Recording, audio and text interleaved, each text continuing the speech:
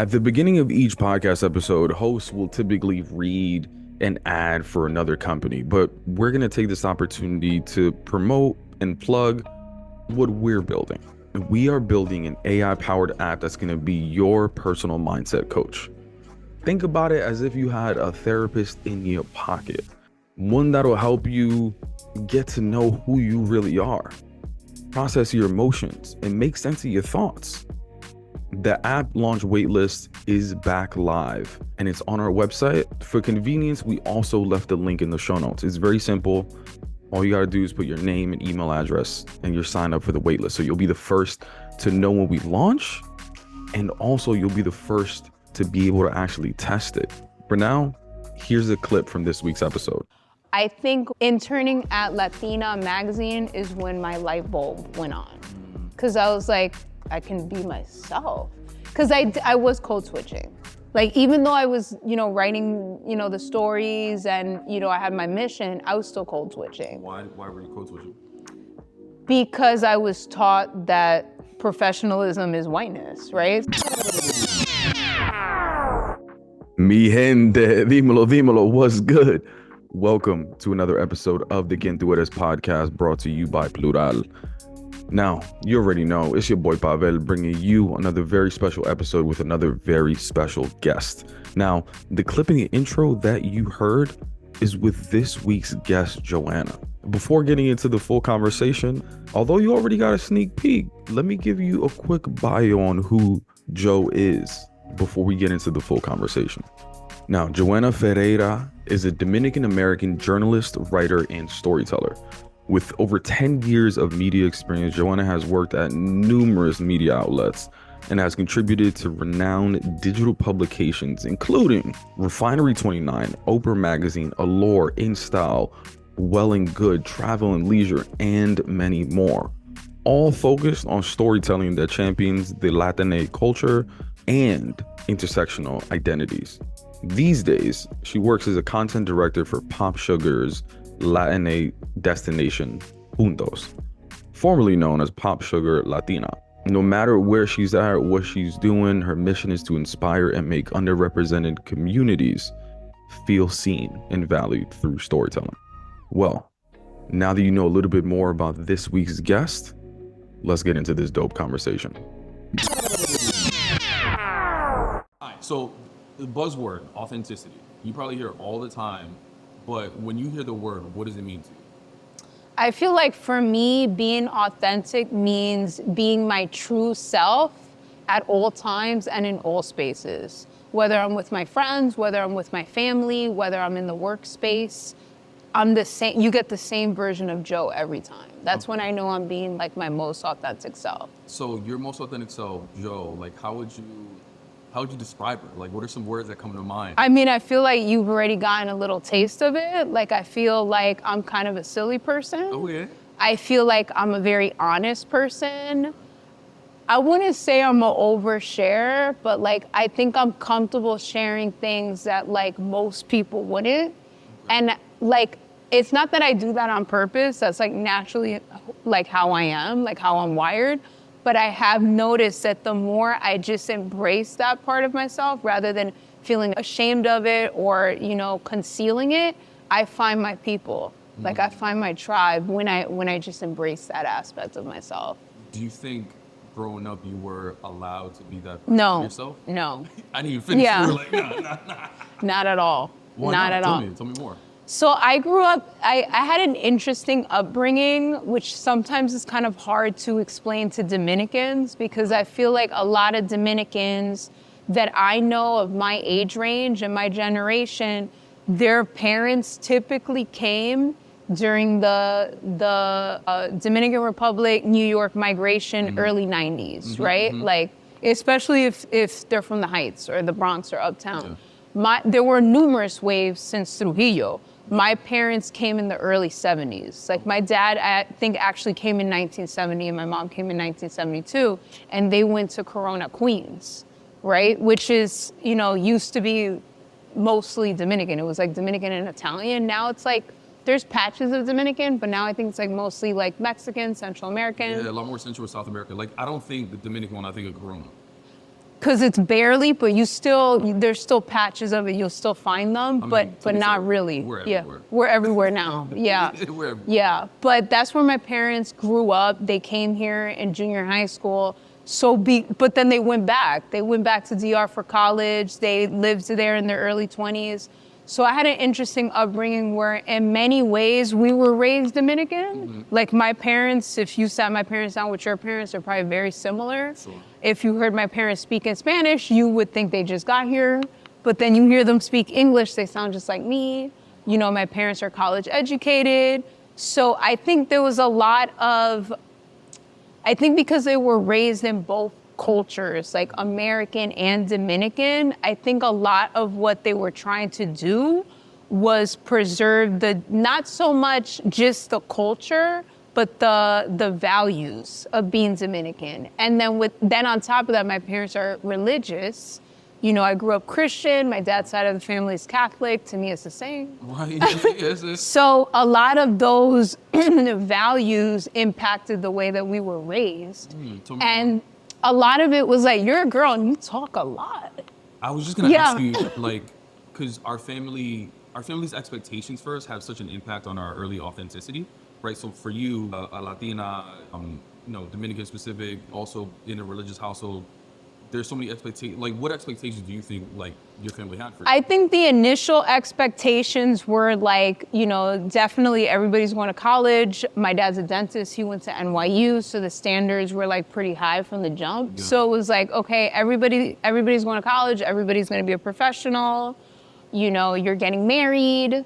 You're going to have a family. And then the religious part was like, you're not having sex till you meet your partner. Right. Like that conversation was had. Oh yeah, that conversation, like I feel like I was always hearing, at least my grandma saying things like, you gotta be a señorita, to the point where like for a long time I resented that term because I associated señorita with like virgin, because that's how my grandma used to use the term. I mean, promise we won't name the episode señorita. Please don't, please don't. So it was like I felt a lot of pressure to be perfect. I'm also the eldest daughter. There's three of us. Okay. I'm the oldest. I felt a lot of pressure to be perfect, but I also felt a lot of pressure to be a certain kind of girl. Cause it was like, I'm the most talkative in the family, period, like men, women, to the point where I actually believe it, cause I'm seeing it a little bit with my niece who's a little over a year. My mom said I started talking in full sentences before I hit a year. Really? Yeah, that's weird. Yeah. Yeah, I didn't talk till like 2 years old. Like, yeah, my brother was like that, but my brother was very mobile, so like very physical. So I was like singing commercials. I think it's because I grew up in a very social environment, because like my grandparents lived with us and their friends would come over, so I was like around people. Yeah. So there was a part of me, like looking back, and I've seen it a lot when I do a lot of inner child work, I was an extrovert. Like as a kid, I was a freaking extrovert. I was a people person. I was energized by people. I've always been silly. I was like a total jokester. Like I think my cousins thought I was crazy. I was like totally like the family clown, and then my brother became the family clown. What sort of feedback, like, did you get that early on? It was so... Like, you're always joking. You don't take it seriously. I was told I was too hyper, which now makes so much sense because I think I'm like undiagnosed ADHD. Yeah. I was told I was too hyper. I was too talkative. I spoke too fast. Nobody can like figure out what I was saying. Like what? And I was told I had way too many opinions for a little girl. I was like questioning Dominican machismo like in elementary. And it started with like my grandparents, my grandfathers. I was like, what's up with this? And I just remember hearing a lot of I always was a lot closer to like the matriarchs in the family, the women in the family, with the exception of my dad, because I feel like my dad, it took him a while to understand me, but I feel like by the time I was like an adult, he embraced it. Whereas with the other men in the family, I think everybody thought I was like a problem, like I was difficult. Yeah. I remember I had an uncle, may he rest in peace because I love him and he was still my favorite uncle. But I remember it really hurt me one time that he told me, he was like, you're not a bad kid, but you're not a good kid either. And I was like, What does that even mean? I do good in school. Right. Like, I never did drugs. Like, you know, I've never been a big drinker. I don't drink now for health reasons. Like, I wasn't sleeping around. Like, I was like not a bad kid at all. It was just your personality. I just had a lot of opinions, and I used to call it out all the time. I would call out colorism. I was just about to say, like, what sort of opinions did you have? I think a lot of it had to do with the gender roles, and like the domesticated roles and the expectations that Dominican culture has of women and little girls. Yeah. I never liked it. I never liked it. Tell me about the gender roles that you're referencing, like the culture. I mean, I know what you're talking about, but people listening may not. So I feel like it was like the whole like calladita, más bonita. Yeah, like talk less, give less opinions, be obedient. Oh, I did not with obedience. I was like, what the hell is this? Yeah. Like, to me, obedience was like, even as a kid, I really struggled with it, because my whole thing has, and it's been part of my brand too, and the stories I tell is like justice and fairness. I'm very big on fairness. And for you to tell me that I can't do something or I shouldn't behave a certain way because I'm a girl, but then the boys in the family, including my little brother who's 6 years younger, is allowed to do that because he's a boy, and then constantly being shamed. Like, oh, you know, I remember there was another uncle that told me, because I always loved hoop earrings, which is like, now when I wear it, this is a freaking act of resistance, man. It's a statement for me, because it was like, your dad lets you wear those earrings? La muchachas de la calle wear earrings like that. Like, putas wear earrings like that. And I'm like, what the hell? Like, that don't even make sense. Like, it was a lot of that, and the religion was used to excuse it. So I feel like I felt constantly shamed just for being who I was.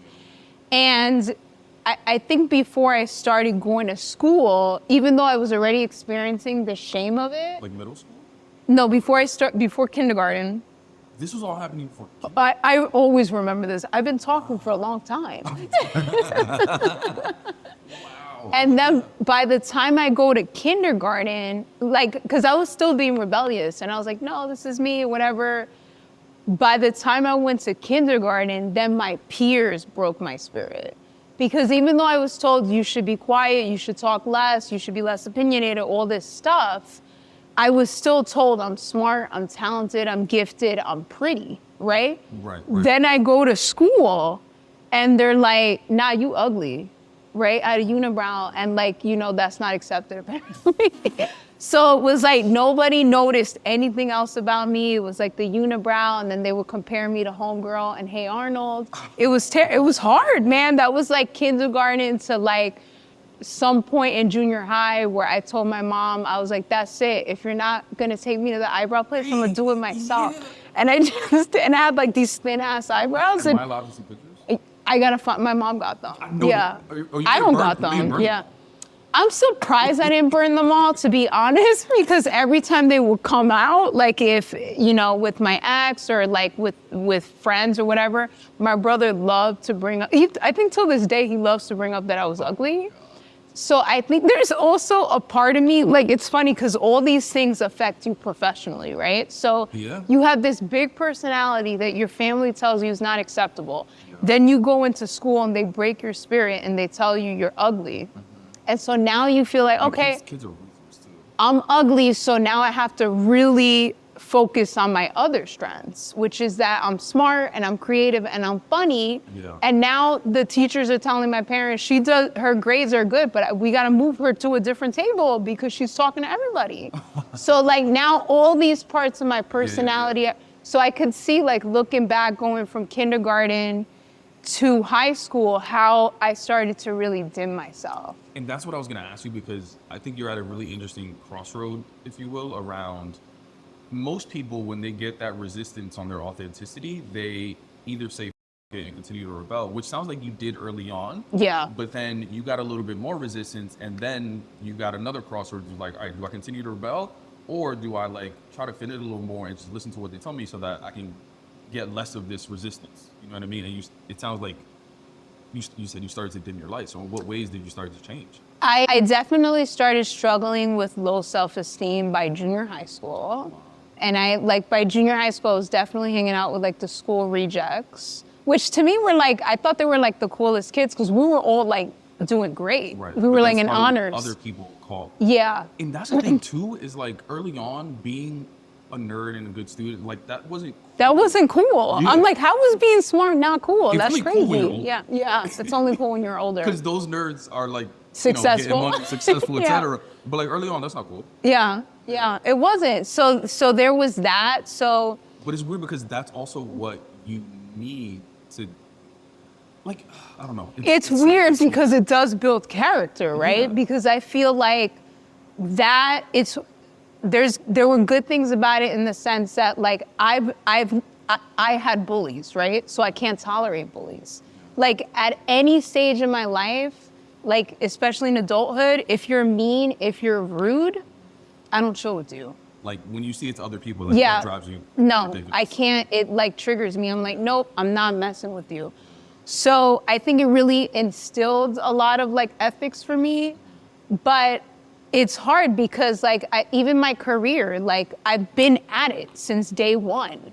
But if you ask anybody that met me earlier on in my career, I was shy. I was like, I want to be a writer, but like, get me away from a camera. I want to be behind a desk. I want to be behind a computer writing, like, don't bother me. Because of the feedback. And I'll still talk to everyone. That was still feedback at the job. So it was always like with the reviews, you're doing great, your writing's strengthening, like you do I've always been really good with features and long term. I've always been told I'm really good at taking feedback. Literally every review, I'm like, tell me, like, okay, I hear the good stuff, tell me where I can do better. And I always apply it, and that's always, I think, part of the reason why people love working with me. But it was always like, back in the office days, I haven't worked in an office in years, but back in the office days, it was like, but you do kind of distract everybody, because everybody's around your desk talking to you, right? Everybody wants to like hang out with you, whatever, and it's like, can you like, save it for after hours or whatever? Or like if there was a problem happening at the job where, I don't know, people felt like there was something unfair happening, people always came to me. And then I would be the one that would go to the boss and be like, yo, all the associate editors are burnt out. What are you gonna do about it? And then it would be like, Joe, you're instigating. Stop speaking on behalf of everybody. So it was weird. I didn't like being on camera. Does that go back to some of the early bullying that you Totally. Like, and the whole dimming your light, and then also the shame I experienced every time an employer was like, yo, everybody comes to your desk to talk. You're so social. How do you know people on the other teams? You're on this team. How do you know people on the other magazines or the other whatever? And I'm like, yo, I'm friendly, man. And isn't that a strength? Like they want you to build cross-functional relationships, right? Corporate talk. That's the way that you can get favors from other departments, other teams. You can get references for other people. Like that should be a strength. Meanwhile, like here you are being penalized. But I definitely want to get into that corporate stuff too. But like early examples of careers growing up, like how the hell did you look at everything and you were like, I want to be a writer? So that was actually kind of funny how that happened, because I grew up in a household with science nerds. Like my dad's a dentist, my mom used to be a medical technologist. There are a lot of professionals in my family, but it's been like, doctors, teachers, those kind of things. I initially went to college for business, and let's be honest, most people that go to college for business is because you don't know what you want to do, but you want to make money. Yeah. So I was like, okay, and it sounds like a really like good, honorable degree or whatever. I was like, I'll do advertising, you know what I'm saying? Like, I feel like, what was it? God, why am I forgetting the name of the HBO show? Mad Men? Oh, yeah. I feel like advertising was sexy at one point. So I was like, I'll do that. It feels kind of creative. It still kind of is. It still kind of is. But for me, it wasn't creative enough. I'm taking the business classes and I'm bored out of my mind. So you, at an early age, knew that you wanted to do something creative? No. So I always knew I was a writer. So that's like the unique thing. I knew since you were. It's kind of a way to get your voice out, to be talking. You're right on the money. Elementary school. So was that a safer way for you to be who you Word. It started with letters because I didn't agree with the discipline, man. Well, you would write letters? To my parents. I did not agree with what? I didn't agree with the discipline, and You would write letters. I would write them letters because I didn't have the language. Think about it. Think about being in elementary school. That's kind of like adorable. Like, Yeah, I just didn't- imagine like Yeah, they would get it under their door. Their bedroom door. And then they'd see it the next day. I'm also really lucky because usually my mom would come the next morning crying that she read the letter and like apologized to me. So I never got in trouble for the letters. It was like this poor kid. So it was my way of addressing the discipline. Like, I don't think the punishment matched the offense. You know what I mean? Like, I was just expressing myself and I'm in trouble.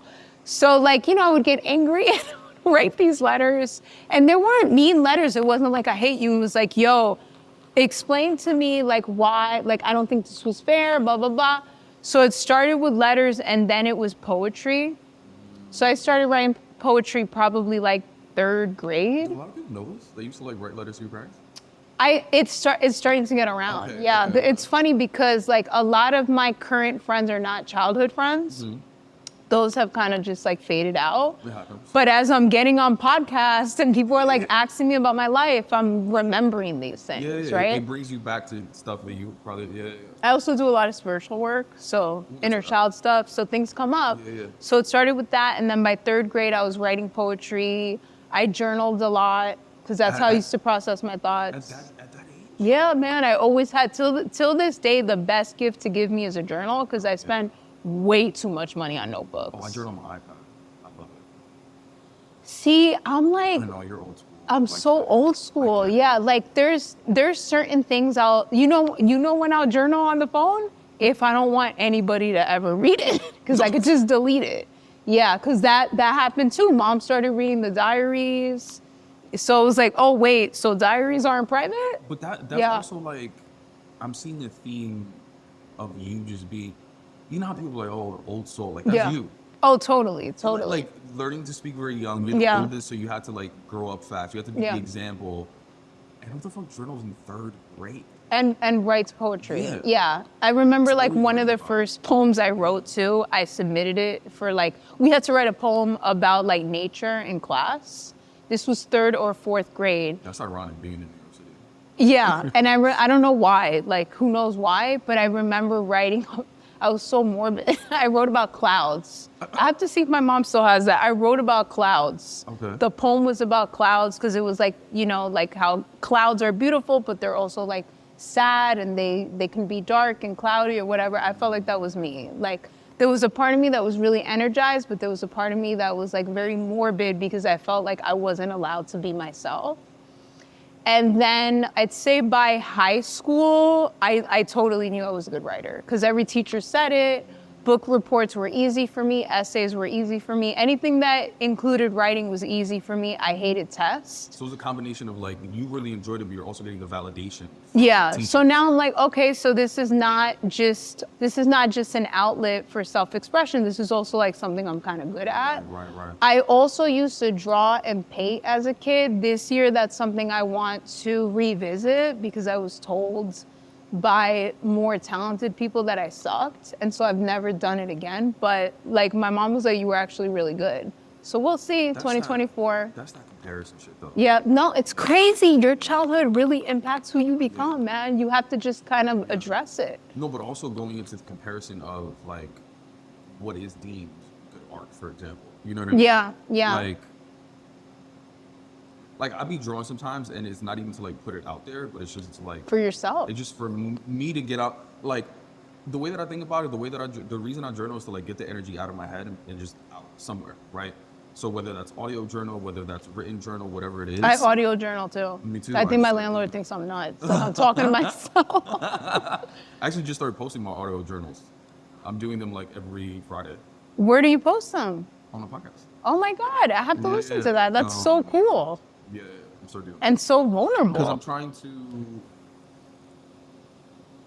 normalize the behaviors that I want to see in the world. Oh, I love that. And also with the app, I want to show people what journaling even sounds like or looks like for people that are be like, my thoughts don't make sense, or I need someone to make sense of this, or like, is this going anywhere? Like, I just want to be like, yeah, sometimes I just sit there and I'll be like, huh, what was I going? Or like, you know what I mean? So I'm trying to help people just think of that. By the time I launch the app, people will be a little bit more comfortable with that journaling process. I love meeting people like you because it makes me feel like I'm not a weirdo. Oh, yeah. I do that all the time. Yeah. And that's what I want to do, because I know that people feel weird talking to themselves, doing an audio journal entry. Yeah. So I want to normalize it. Like, I started doing it, but I never posted it. Just like me sitting on my, like, being on my roof, and I had a camera like way further away, and I would literally just like walk in a circle talking to myself. Oh, that's what I do. I'm like pacing in my sala. Yeah. Fuck it. All right. So yeah. Oh my God. Please post that. Yeah. Please post that. That's amazing. Yeah. But that's another reason why I launched this podcast too, because oftentimes, like, these are so many conversations that we don't talk about, and we don't talk about it when we feel alone. Yeah. When we feel alone, we feel like we're the problem. Yeah. We feel like we're crazy, but we're not crazy. Clearly, like, like one of the most powerful things I always say is like just realizing that you're not alone in a situation. 100%. 100%. Anyway, so without like naming specifically like what company, whatever, but just saying like earlier in your career, like very early in your career, like one of your first corporate jobs, what was it like? Like, what did you picture of newsroom to be like? I don't know. Like, what was it like? Were you excited, intimidated? So I'm going to do what you just did now, and I'm going to share the things that shame me about the early part of my career, because I'm sure more people could relate to it, especially like POCs. I graduated during the recession. So I graduated 2009, and because of that, first of all, I didn't feel like well equipped for the journalism world, because I wanted to be like an arts critic. Like, I wanted to either review art or review music, right? I still am a music head. My partner at the time was a musician. And so I used to write, and again, I've always been a little bit of like, not a weirdo, but like, I've just, as someone who was bullied when they were younger, like, I ain't chilling with the cool kids. So I didn't join the school paper because I thought they were snobby as hell. But I contributed to the school paper, like as a freelancer while I was in college. So I used to contribute to the arts section. So I would pitch like, okay, and I also love rock music. So I used to review a lot of like, shows, like live shows, and I would use the paper to go for free, because even though they were like $20, $30, like when you're in college, $30 for a concert, you're like, damn, okay, I gotta calculate that. So it was like my way to like get my ex and I into like free shows. Then I get to write about it, which was so fun for me. Or I would review like gallery shows or interview artists and stuff like that. That's what I wanted to do. I was like, I'm gonna work for like the Village Voice or Art News, like, or Rolling Stone. Like, this is what I'm gonna do. What was it about these creatives that you were drawn to? Oh, probably because like, I think I just always, like, it's funny because I didn't consider myself an artist back then, because, the visual artists that were in my life and the musicians were like, writers aren't artists. You guys are just writers. So I always identified, which I think is ridiculous, but I always identified as a creative. So I think artists in general, like, I think we need art. Like, I need to consume art regularly to feel good, to feel inspired, to feel motivated. Inspired for me. So I'm always listening to music. I'm always looking for new music. I don't do it as often, but I used to go to art shows on a very regular basis. I'd go see plays, which I also don't do as much of, but last year I saw more plays than I have in a really long time, and I realized I want to go back to that. 2024. And, because I was in college and I couldn't afford like Broadway or Madison Square Garden, I wasn't doing big concerts or big shows. I was doing all indie stuff. I feel like I'm a very like indie person. I can see that. Yeah. And so that was like my thing. And then I had a professor who actually I learned passed away earlier last year. Let him rest in peace, Michelle Marriott. He was one of my favorite professors, one of my mentors. He was Black and he was a tech journalist at the Times. And we used to have these great conversations after hours. We always wound up talking about race, right? That was something else I always used to talk about, like probably since high school. And everybody was always like, you're so intense. Like, even my Dominican friends were like, it's not that serious. I remember having an argument with a Dominican kid in high school who was significantly darker than me, with like much more African features, much curlier hair, who, again, to each its own, only dated fair-skinned women, which, again, I don't care, that's your preference. Sure. But it's the comments he would make. Like, he was always like, no, like, it's just a fact that, like, dark skin is bad. Like, curly hair is bad. African features are bad. And I was like, but that's you. And he was like, well, you know, como que, like, unfortunately, this is me or whatever. So I always used to challenge people about that. Right. I was fortunate where I had a mom that encouraged that. My mom told me at a really young age, we're Black. Like, she didn't say it like that because Dominicans didn't say it like that. And also, you know, my family, you look at my family, we're not the darkest people. Sure. My mom's olive skin. But she was like, nosotros tenemos sangre negro, like we're of African descent. So I always understood that, even when my own relatives and peers didn't. Like, you know, I looked up more to like R&B artists like Aaliyah. Like, I went through a phase where like I thought I looked like Aaliyah and I would like wear my hair like that. You know, I loved Alicia Keys. So I was having these conversations back when people were not comfortable having them. Yeah. And so I loved this professor because this is what we would talk about. And he eventually introduced me to colleagues of his, friends of his, who also eventually mentored me that like were journalists that wrote about race. They were like Black journalists that wrote about race. And he was like, I don't know, like, and you know, for a while I was like, did he limit me? But like, I think I would tell him every year before he died, like I would randomly text him or DM him and be like, thank you so much for encouraging me to take a different route. He was like, it's not that I can't see you in music or art, it's that right now it's still very white. And it's such a small space that I worry you're not gonna get the opportunities. And he was like, you're so passionate about your culture, about race, about being Latina, about social issues, I think you should go into women's lifestyle. And I remember I was like, what? Wasn't he trying to like find that intersection of all of those things for and you? That's what I didn't initially understand. I was like, you want me? And in college, I was a rebel. I was like done with the magazines. I was like, they're crap. Like, why? I just felt like they did not portray women in our like completeness. Like like that movie, How to Lose a Guy in 10 Days. Like that's how magazines were, right? It was like. So like you see the things in childhood too, right? It's kind of like the magazines were also reflective. The magazines were telling me the same my family was telling me, like, but worse, because the magazines were telling me, like, you gotta be, like, white and pretty and skinny and straight hair, because no one looked like me in the magazines. And it was, like, shoes and bags and all this. And, like, I always cared about fashion, but, like, again, I was, like, an indie kid. I was wearing, like, Vans and Converse. Like, I never cared, still don't care about the shoes and the bags, right? Most of my bags are vintage, or they're my mom's from, like, the 90s.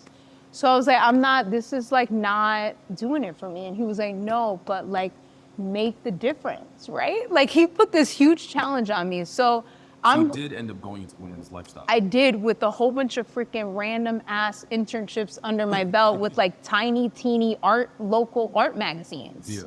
And like music magazines that, by the way, none of them exist anymore because they were like created by like people in their 20s. It was like really indie. Yeah, that was like my thing, right? I didn't care about money. So then I graduate during the recession. I don't know what to do. I take like an editorial assistant at my college's publishing department, and I was bored out of my mind, just interviewing faculty, right? That's what I was writing, like for the website. I went to Baruch. Sure. Bored out of my mind. And then when I lost the job, like it was my first time being laid off. So I had like a little bit of a crisis. Like I had such a crisis. I remember I like called up a cousin and we went out and I just like got drunk. And I was like, I've been there. I'm moving to Europe. I'm gonna have like an eat, pray, love. New York's not for me. And my mom was like, muchacha, get it together. Like just explore the internships. Mm-hmm. So I think the first women's lifestyle internship I did was at Self magazine. Okay. And I got in through the beauty department because I knew someone who was an assistant there. Mm-hmm. And I was like, okay, well, I am into like beauty. Like, you know, I like looking pretty. Let's figure that out. And that's where I was like, wait a minute. Y'all don't write, like, you were finally starting to see some coverage for Black women, depending on the magazine and who was in leadership, right? At the time when I was at Self, everybody was white. I think there were Black women in fashion, but not in the beauty department. So it still was very white. The content was still very white. And the opportunity I got was the assistant and her sister, who was an intern there, they were Indian and around my coloring. So they really cared about like diversity and stuff like that. And I got to write for Self's blog online. That was before the .com became its own thing, and it wasn't just like scanning the magazine onto the .com. You remember that? Right, Where like yeah, magazines online was just like, yo, did you just scan this? PDF, Yeah, like a PDF. So I would write for the blog, and I remember like my first story was like, oh, I want to interview Latina bloggers, because like those are my beauty. And it's so funny because one of them is like my best friend, Cindy Diaz, shout out. Hey. Yeah, she's one of my closest friends. And you identified that gap? Like you noticed it and sort of like... Kind of like quit, like just, it was like one of the first things I noticed being there. It was like, oh, like we're one of the few people at this magazine with melanin, and we're just interns. Right. You know what I mean? And like the content's not resonating with me, but the makeup and the products for me are here, right? So let me test it out. So I would write things in the blog or whatever, and that's when I was like, okay, I think this is how I'm gonna do it. I think I'm gonna write stories for Latinas, for women of color, and I'm gonna start with beauty. So I did a lot of stuff. I couldn't write about pelo malo yet, so I did a lot of stories around like curly hair and embracing your texture, and I got my first curl cut, and that's kind of how it started, was through the beauty avenue. How do you think, like, you identified a gap, brought it up to someone, and said, hey, there's something missing here. I think we should do X, Y, and Z. I don't know what to call it, the ambition, the assertiveness, like, I don't know what to call it. It's all positive things, but you went out there and said, like, how do you think you were received? I don't want to sound too woo-woo, but like, I'm learning as I get older that those are, I think that when you allow yourself to tap into your magic, that's when your genius comes out. And I think that like, I was open, you know, I'm in this big magazine within Condé Nast. I'm like, to me, that was like such an honor to even be there. Like So many I saw, brands there. you know what I mean? I saw, you know, The Devil Wears Prada. Like, you know, also I have a really supportive family that the second I said I was gonna be a journalist, they were like, oh yeah, that makes sense. So I'm doing this internship, like not getting paid, and you know, my parents are supporting it. And so like, I think I went in there where I was like, which I think has been my approach to every single job, assistant, internship, writer, editor, now director, is I have to go in there with a mission. Every time you step in, you're like, yeah, I have to go in there with a mission. Even when I've still been trying to figure out what the mission is, I've always known I want to tell stories that reflect people that look like me. That's always been my thing, right? Because like even with TV, I remember being like, the only time I ever heard anybody even say the word Dominican is if it was a baseball player. So whenever I was in white spaces, like as a kid, because we moved around Queens, it was like, what's Dominican? Is it like Puerto Rican or Mexican? And I was like, why don't people know about us? We're all over New York. So for me, it was like, yo, we exist and our stories need to be told. But for me, it was beyond Dominican. It was like Latinos, people of color. Latinos, very particular for me. And so I went in with the mission. I just remember at Self magazine, I was like, I don't know if I necessarily want to work here. I don't know if I necessarily want to be like a beauty editor. I just know that when I leave, I want to feel like I made a teeny tiny bit of a difference when it comes to representation. How do you, and not necessarily at Self, but like just early on in your career, right? Yeah. Broad stroke, like how do you think that ambition, that mission for you was received? You know, in white spaces, but I think by those years, it was like, yeah, no, like magazines were at least pretending to care about diversity. So it was like, yeah, okay, whatever. You're writing for the blog, like whatever. So I didn't get like too much push about like what I was trying to do. It was more like a lot of push on the specifics of the story, right? Like it still had to be light and, you know, beauty, and like it couldn't be deep, right? I couldn't like explore deep things. I think interning at Latina magazine is when my light bulb went on. Because I was like, I can be myself. Because I was code switching. Like, even though I was, writing, the stories and, I had my mission, I was still code switching. Why were you code switching?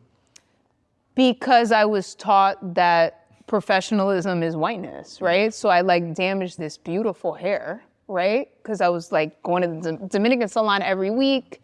And that was stressful too, because it was I was going Saturdays and then you're asking me to shoot a video or go to an event on Thursday. And by then this hair is back in a bun. So now I'm going to dry bar and you know what I mean? Now I'm spending money to look the way that you want me to look. And this is not even naturally how my hair grows out of my scalp. So it's not even people at work telling you have to look a certain way. It's just what you've been taught to believe that you should do. That's kind of what you went with.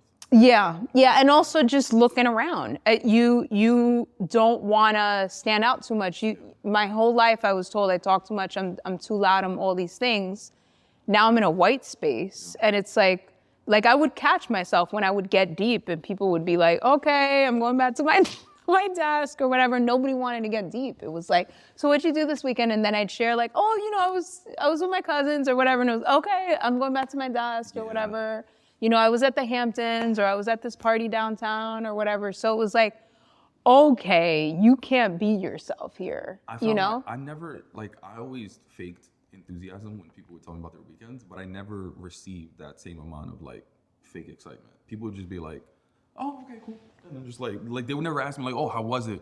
Oh my God, tell me more. Oh my God, send me the location. I'm never gonna go, but send it anyway. Oh my God, the brunch spot, blah, blah, blah. Yo, I that would shit think is it's so hard. real. I would think it's so hard, and I wish white people would fake it just as much as I did sometimes. Oh my God, I do too, just because know what it feels like. I don't think people realize how much stress comes with code switching. Yeah.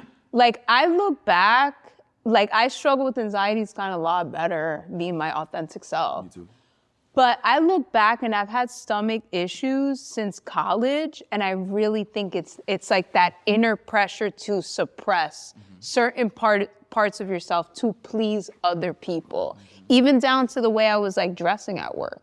Ooh, you wearing the little pencil skirts or whatever. I think eventually with the internships, I noticed, okay, all these white girls are coming in here with leggings. So I was I could come in normal clothes or whatever. But even with that, I didn't want to, my hair was straight, my nails were short.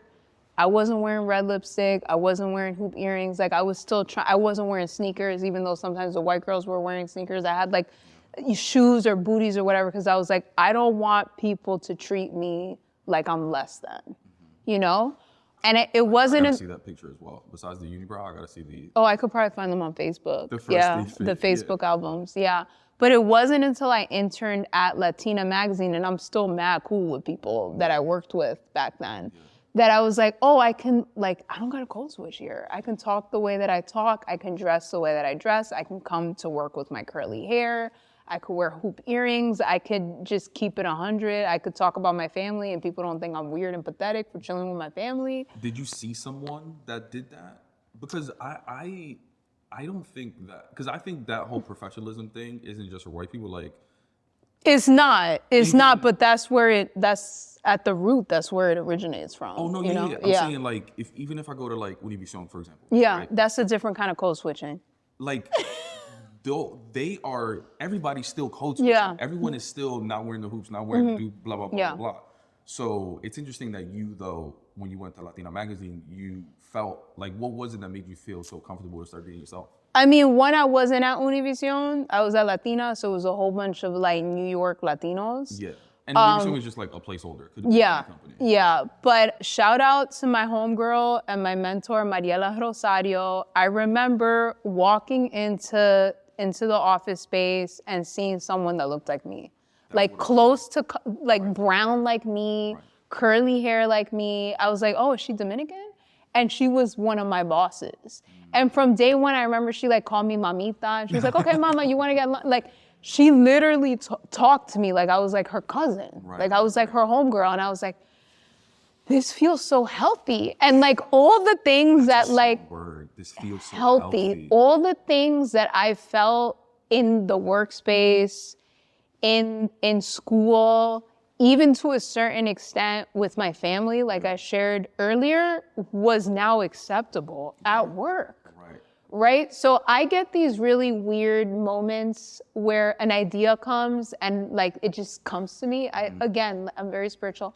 I think they're like God moments where God's like using me as a vessel to put something out there, and the idea would just come. And that's like kind of how I work. Like I love brainstorms, but I kind of like to come with nothing. Like I have to come with something, but I kind of like to come with nothing because the dialogue is what, you could say one thing and I'm like, oh wait, we should do this. Like I came up with the whole package idea slacking with my boss last month. She was like, what's your idea for this? And I can't say it on here, but it was like, what's your idea for like this year's Latino Heritage Month? And I was like, I don't know, that's in September. Like, I'm not ready. And she was like, well, we gotta, at least have it down in the document. And just from slacking, I was like, wait a minute, I think we should do this. And then I find out my content lead really liked it. Yeah. So I have a lot of those moments. So when I was interning at Latina, I used to go to Mariello. I was like, I got this idea. I think we should write about this on the document. Do it. It's yours or whatever. She also gave you that level of autonomy and trust.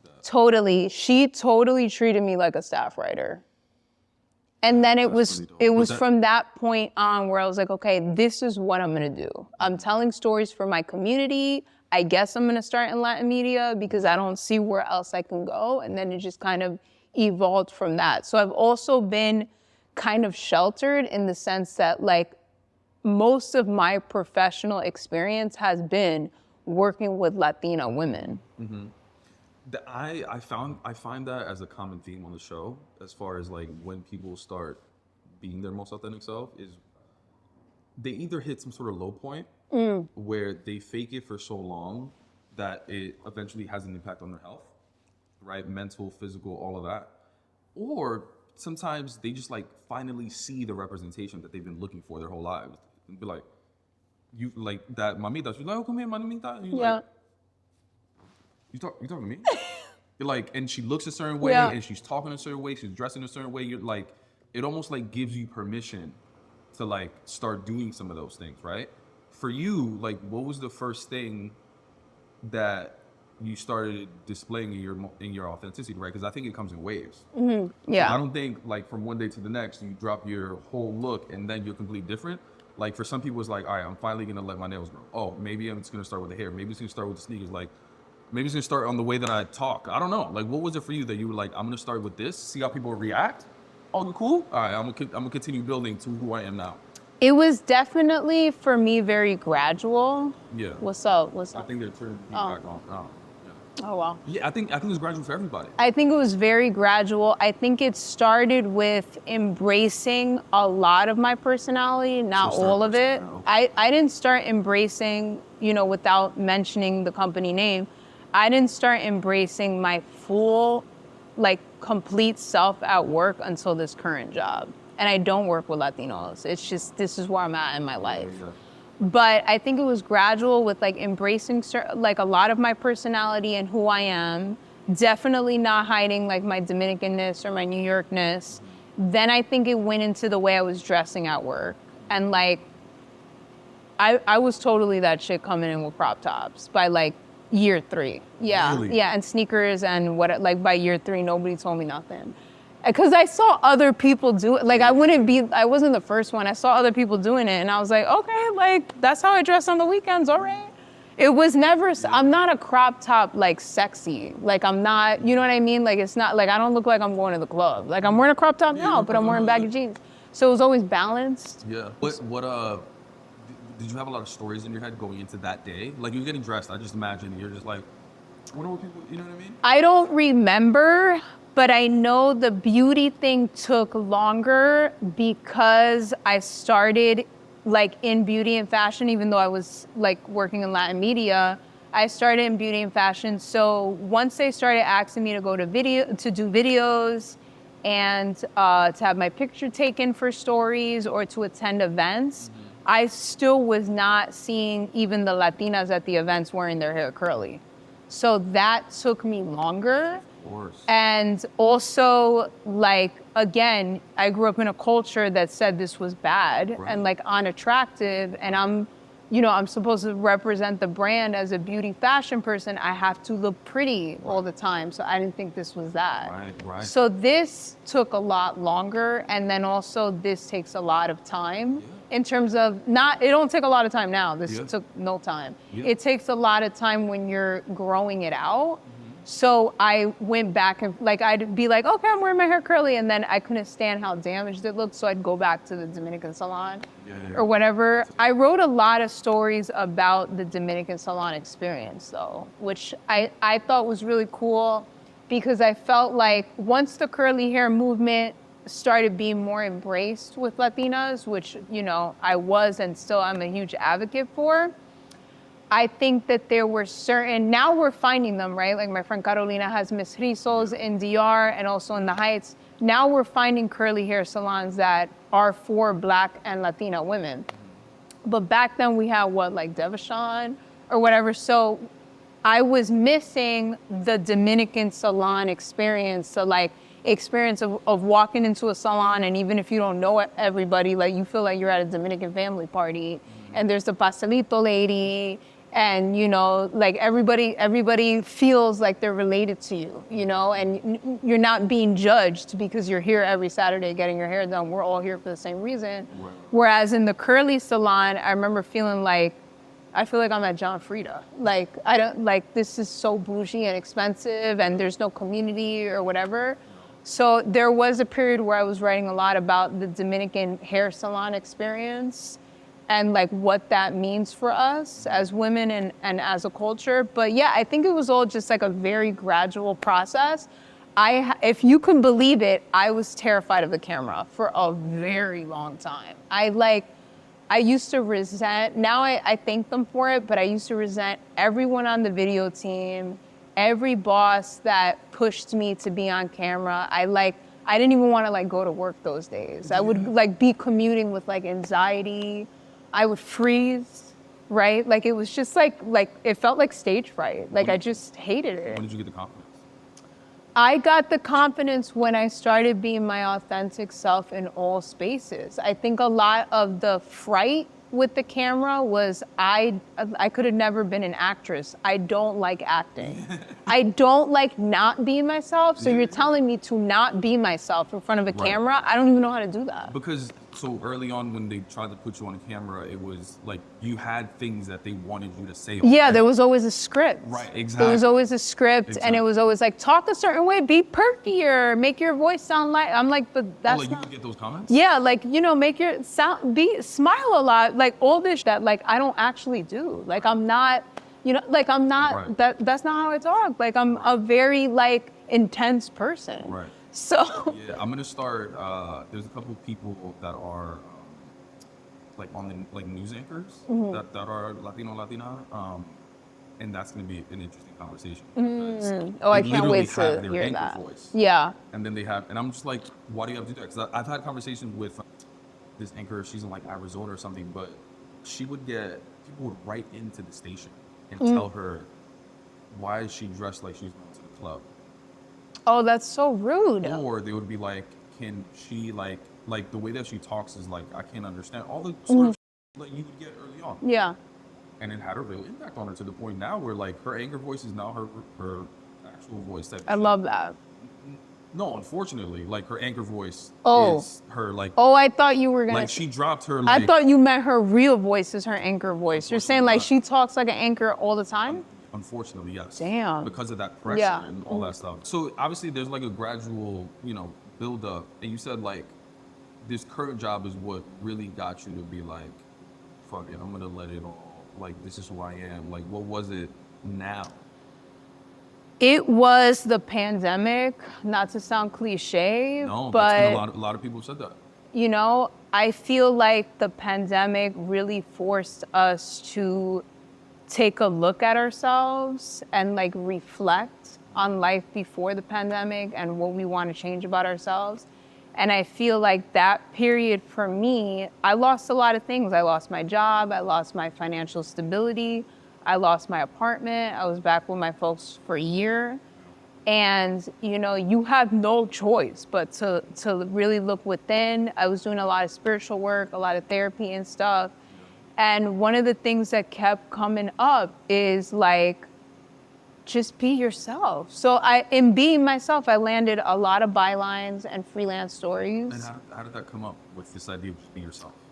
Because I was like, I'm just gonna write about, I mean, my previous job, I will mention my previous job because I think that's okay. I was a deputy editor at HipLatina, which was H Code Media at the time. I think it's called My Code Media now. And Mariela Rosario, who I mentioned was the editor-in-chief. She had hired, I think, before this job, every job I've had, she's hired me. Yeah, so she's like always been my boss. It was great. But HipLatina was the first place where, I think also because it was initially independently owned, it was the first job where I was able to write about whatever I wanted. So I wrote about colorism, I wrote about white supremacy within Latino culture, I wrote about, Afro-Latinidad. I wrote about all the shit that previous Latino media sites still didn't allow me to write about. And we went in with it, her and I. Why couldn't you write about it? So that's the other thing too that I wish more people in the community understood. Because I know, like, for instance, I've had people in academia that have told me, like, that's cool what you're doing, but like, this is old. You know what I mean? Like, and I'm like, God bless you. Y'all have been in spaces where you can talk about these things for much longer than it's been allowed. You got to understand that most media companies, even if it's a Latino, unless it's Latino owned, most media companies, if there's a Latino vertical or sub-site or whatever, they're still owned by white men. I get it. Yeah. So, and also brands are a lot more open now. Back in the day, brands did not want to advertise around content like that. So things have definitely changed. But we were writing about shit that nobody was really able to write about until 2020 because of Black Lives Matter. So I think that kind of gave me the strength to be unapologetic. And in all my pitches, I was like, I want to write about this. I want to write about this. I want to write about how my community is being affected by COVID and mental health and all this stuff. So I think by that point, I was like, wherever I wind up next, this is who I am. To the point where I was like, if they don't want me for me and what I want to create there, I don't want the job. I love that. I had a friend who said when he finally started embracing himself, during the interview process, they were like, gave him an offer. He was like, before I accept this offer, here's my Twitter handle. Look through my tweets so you know who I really am. That is so smart. It's so funny. Yeah. They were like, that is so smart. He was like, I be saying a lot of black shit. A lot of, like, know where I stand so that when this shit goes viral, y'all don't be coming at me. Yeah, I respect that. Man, I want to meet that person. Yeah, Walter Gear. He's really, really dope. He's That's like amazing. Big ad guy. Okay, so to close off, like, obviously we're not done growing. We're all still working on ourselves. Like, what's the one thing that continues to inspire you to be your most authentic self, despite all these things you've experienced? I think that every time I'm my most authentic self, it's funny because sometimes I go home with like goosebumps because it doesn't matter. It doesn't have to be a professional space. Like, it could be I'm out for dinner with friends and I meet new people, or it could be like I told you I'm friends with my cleaner. I'm cool with the Dominicans that own the floral shop around the corner from me. Like, every time I'm my authentic self, I attract my people. I feel like, like it's almost like, again, not to sound woo-woo, but it's almost like the universe is rewarding me for being myself. I always feel that way. Yeah. Or I have been feeling that way for like the past 2 or so years. Yeah. I love that. I think people are so scared to be themselves because of the people that they're going to lose. Yeah. Maybe things or opportunities. You're meant to lose them. Exactly. You're meant to. And I still have my moments, because this shit is deep. This goes back to childhood. I still have my moments where my mom would be like, can you take down that post? Like, I can't tell you how many times my mom has told me to take down a post. Shout out to mom. To take down a post on Instagram because it's too personal. It's either too personal and people are gonna judge me, or it's too personal y la gente me van a mandar mal de ojo. And I'm always like, when are you gonna understand my brand? You know, so it's like, you know, every time I do that, I kind of go into like my childhood self, and the shame comes, and I'm like, I share too much, I'm too vulnerable, this is a weakness, this is, you know what I mean? Like, cause my family's not like that. And then I'll get like 50 DMs from men and women that are like, yo, thank you so much for sharing that. I'm struggling with the same, or whatever. Sometimes it actually inspires me to write about it in content. Like it never fails. And again, I don't know if you've noticed this from my Instagram. I could be so much better at social media. We could totally like exchange notes, but I never post just to post. Like maybe in stories I'm posting like my playlists and stuff like that, or reposting, but on feed, It's very intentional. I never post just to post. Like I always have, if anything, I'm trying to find a photo to accompany it. That's why it's just my face or a headshot or whatever.